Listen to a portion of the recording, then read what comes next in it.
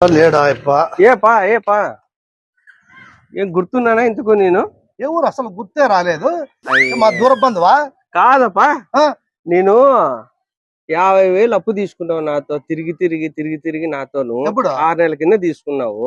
6 నెలల తర్వాత రా, నీ అసలు నీ వడ్డీ ఇచ్చేస్తాను వెంటనే అని అంటివి. ఇప్పుడు చూస్తే ఎవరు నువ్వు అంటావు? ఏంది నువ్వు కాక ఎవరు తీసుకున్నారు? 50,000 రాసిచ్చినావు. చూపించు. ఇంట్లో ఉంది. ఇంట్లో ఉంది. నేను 50,000 తీసుకున్నాను. కాదనా, నేను ఇప్పటికి 2 కోట్లు అప్పు చేసిన. 2 కోట్లు 10 లక్షలు 15 లక్షలు 5 లక్షలు చేసిన. వాళ్ళు అప్పు ఇచ్చిన వాళ్ళ ఏం చేస్తారు, వారానికి ఒకసారి మా ఇంటి తాపు వచ్చి గుర్తు చేస్తారు. నీకు ఇంత అప్పు ఇచ్చినాము, ఇంత అసలు కట్టాలా, ఇంత వడ్డీ కట్టాలా అని వస్తానే ఉంటారు. రోజు 5-6 మంది.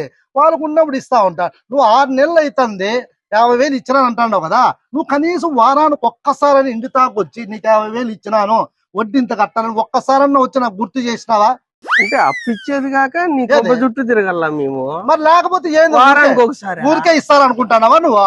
నీ ముష్టి 50,000 ఇచ్చినావు. నువ్వు 50,000 కట్టంటే 5 లక్షలు 10 లక్షలు 50 లక్షలు ఇచ్చిన వాళ్ళు వారానికి ఒకసారి వచ్చి నా దగ్గర ఇట్లా నిలబడుకొని ఇంత అసలు ఇచ్చినాము, ఇంత వడ్డీ ఇయ్యాలా అన్నా ఈ అన్నా అని ప్రతిమాలు రిక్వెస్ట్ చేసుకొని ఏదో తీసుకొని పోతాడు. నేను ఎంత ఇస్తా అంత. నువ్వు పోటగా ఎప్పుడో 6 నెలల క్రితం వచ్చి ఇప్పుడు వచ్చి నువ్వు అసలు ఏమంటే ఎంత వద్దు కానీ చెప్పింది కదా. 6 నెలల తర్వాత నువ్వు అసలు వడ్డీ ఇస్తానంటివా లేదా? అవునా అంటాను. నువ్వు అన్నావా లేదా? నేను మర్చిపోయినానప్పా.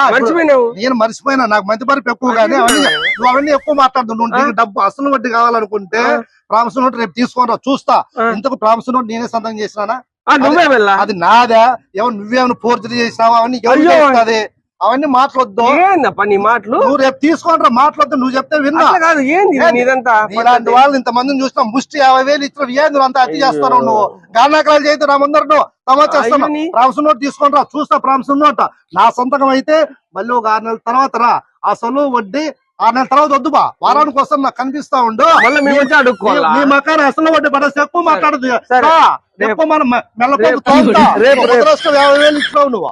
ఇంట్లో ఎంతవరకు వచ్చింది? ఇంట్లో ఏందన్నా ఆ బేల్దారులను లేబర్స్ ఏగలేక చచ్చిపోతున్నాము.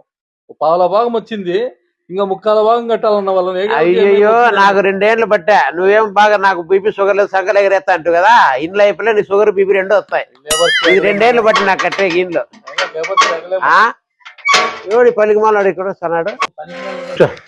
అబ్బా ఏమి ఎండలన్నా విపరీతంగా వారమైంది. పైన ఎండలు ఏంటి తాగునా కాఫీ తాగు జ్యూస్ తాగంటారు. ఇప్పుడు 10-15 ఇంట్లో తాగు ఇంట్లే ఏదో పని మీద పోతే పని అంతా చూసుకొని వస్తున్నా. నిన్ను మాట్లాడిచ్చిపోదాము, చాలా రోజులైంది కదా. ఎవరన్నాయా? అబ్బా మీసాలు ఒరిజినల్ ఏమన్నా పెట్టుకుని అవి ఒరిజినల్. చాలా మంది ఏవో ఇవి తలకాయ విగ్గులు అవి వాడుతున్నారు కదా.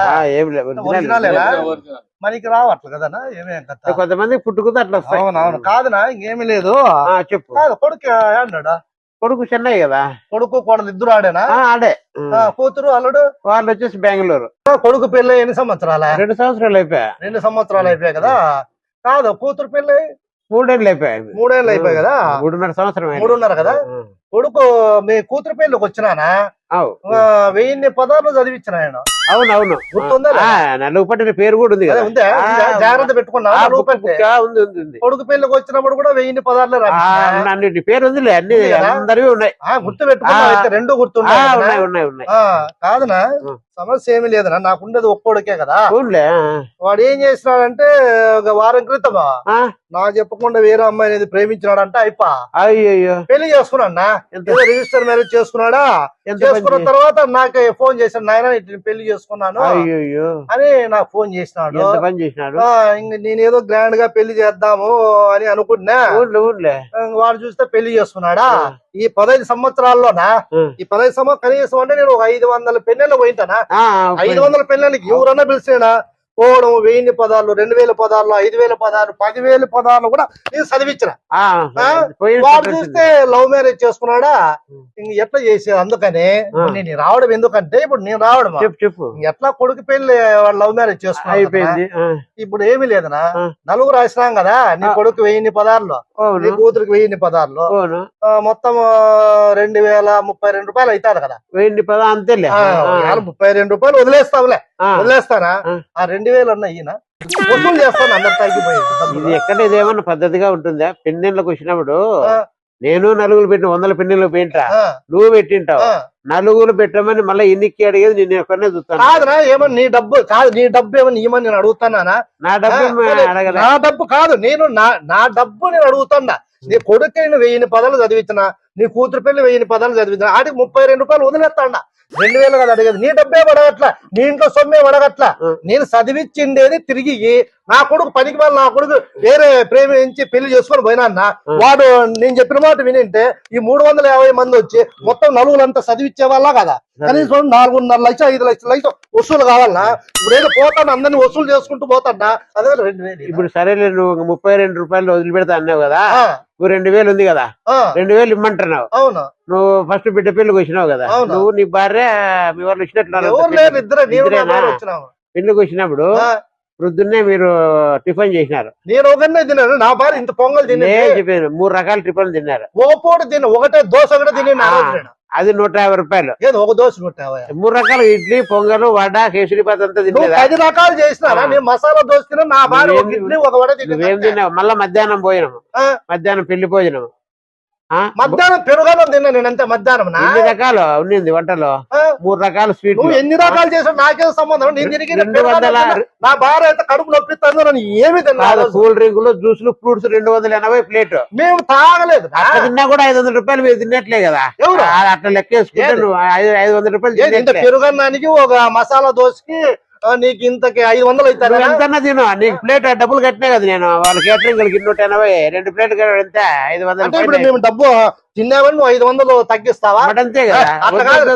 100 మంచి గొప్ప మనిషితో 100 రూపాయలు లేదు. ఇప్పుడు 100 రూపాయలు తగ్గించుకొని అదొక 100 ఇదొక 100 1800 అన్న ఫోన్ పే చేయనా? లేదు 1000 రూపాయలు కొడతారు. 1000 రూపాయలు మీరు ఇద్దరు తినేట్టు సరిపోతారు ప్లేట్ల ప్రకారం. 1000 రూపాయలు అంతే.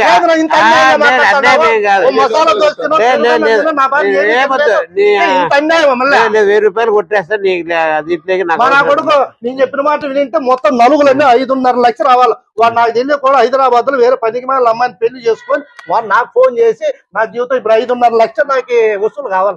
పంపించిన చూడు, 1000 రూపాయలు పంపించిన చూడు. 1800 సరిపోతాయిలే. అన్ని రకాలు మీరు తిన్నారు, భోజనాలు, టిఫిన్. నేను డబ్బులు క్యాటరింగ్ డబ్బులు కట్టినా కదా. మసాలా దోశ పెరుగను నా బాధ ఏమి తినలా. 1000 రూపాయలతో ఇట్లా పనికి మళ్ళీ పిలిచినావు పెళ్లికి. కాకపోతే ఇట్లా దరిద్రం నేను ఎక్కడా చూడలే. పెళ్లికి వేసిండే చదివింపులు లెక్క అడిగేకి వచ్చినాడు అంటే చూడు ఎట్లుంది. ఏందన్న ఎట్లా కాలం వచ్చిందన్న? ఎవరన్నా ఇతను తెలిసినోడే కదా, మనకు మామూలుగా బాగా పరిచయస్తుడే. ఇట్లా దరిద్రుని నేను ఎక్కడ ఇది ఫస్ట్ టైం చూడడం. నేనంత ఇట్లా నలుగురు ఎన్నిక అడిగినా నీ జీవితం ఇంతవరకు అట్లా దరిద్రమని ఎక్కడ చూడలేదు. నేను అడిగింది ఇదేనా ఫస్ట్ టైం. ఇంత దరిద్రుని ఇంకా నేను చూస్తానో చూడలేను కూడా. కొడుకు కూడు కూడా పెట్టాడు ఎప్పకి. లవ్ మ్యారేజ్ అన్నాడు కదా, లాస్ట్ కి ఇతనికి కూడు కూడా పెట్టాడు చూడు. ఇంత లెక్క సరే పెడతాడు. అందుకే 1000 రూపాయలు ఇస్తుంది కదా. 1000 రూపాయలు నువ్వు చాలా తెలివైనడు అన్న. ఎందుకంటే ఐస్ క్రీములు, వంట, అదంతా భోజనము అంతా బాగా 500 కట్ చేసి అంతే వాడు తినేదానికి లెక్క తగ్గట్టు చేసి ఇట్లా దరిద్రుడు. అయ్యో ఇదంతా తలనాస్తుంది, పోయి కాఫీ తాగొస్తాను.